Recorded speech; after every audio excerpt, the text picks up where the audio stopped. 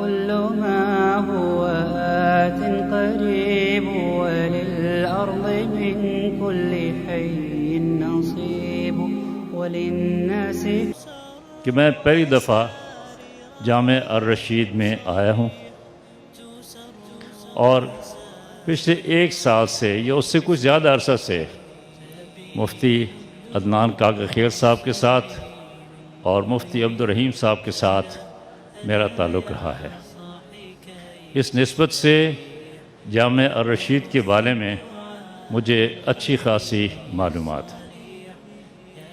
تو پہلی بات میں یہ کہنا چاہتا ہوں کہ یہ ادارہ ایک مثالی ادارہ ہے اور جس قسم کی ترقی انہوں نے پچھلے 40 سال میں کی ہے وہ سب کے لیے ایک مثال ہے.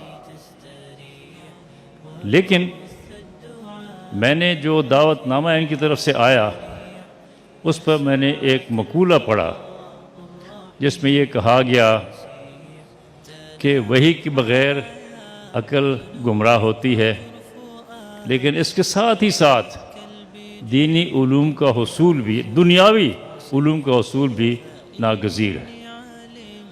تو دوسری بات جو میں کہنا چاہتا ہوں وہ یہ ہے کہ جامع الرشید چوٹی کے دارالعلوم میں سے ایک ادارہ ہے.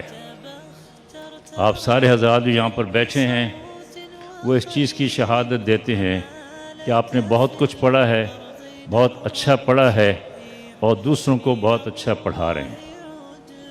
لیکن جس دوسری طرف آپ نے کچھ عرصے سے توجہ دی ہے، یعنی دنیاوی علوم، اس میں ابھی بہت کچھ کرنا باقی ہے. میرے ذہن میں ایک سوال اٹھ رہا تھا کہ یہ ادارہ چوٹی کے دارالعلوم میں سے تو ہے، لیکن چونکہ اس نے دنیاوی تعلیم کا بھی بیڑا اٹھایا ہے تو کیا واقعی یہ دنیاوی علوم میں بھی سب سے اچھے اداروں میں سے ہے؟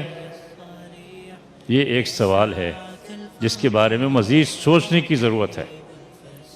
دوسرا سوال یہ ہے کہ آپ دین کی بہت خدمت کر رہے ہیں، بہت اچھے قسم کے تعلیمی نظام کو آپ نے قائم کیا ہوا ہے، لیکن آپ نے افواج پاکستان کے لیے، نوجوانوں کو تیار کرنے کے لیے کیا کیا ہے؟ کتنے لوگ ہیں جو آپ کے ادارے سے افواج پاکستان میں گئے ہیں؟ میرے خیال میں زیادہ نہیں ہیں، اور اگر نہیں ہیں تو کیا ان کو زیادہ نہیں ہونا چاہیے؟ اور اگر ہونا چاہیے تو کس طرح سے ہونا چاہیے؟ پاکستان افواج کے بارے میں میں چونکہ اس کا ایک سینئر ممبر رہ چکا ہوں تو میں سمجھتا ہوں کہ جس طریقے سے ان کی تربیت ہوتی ہے، جس طریقے سے ان کی گرومنگ ہوتی ہے، جس طریقے سے انہیں لڑائی کے لیے تیار کیا جاتا ہے، وہ ایک بہت ہی اچھا نظام ہے. لیکن اس نظام میں بھی بہت سی خامیاں ہیں جن کو دور کرنا ضروری ہے.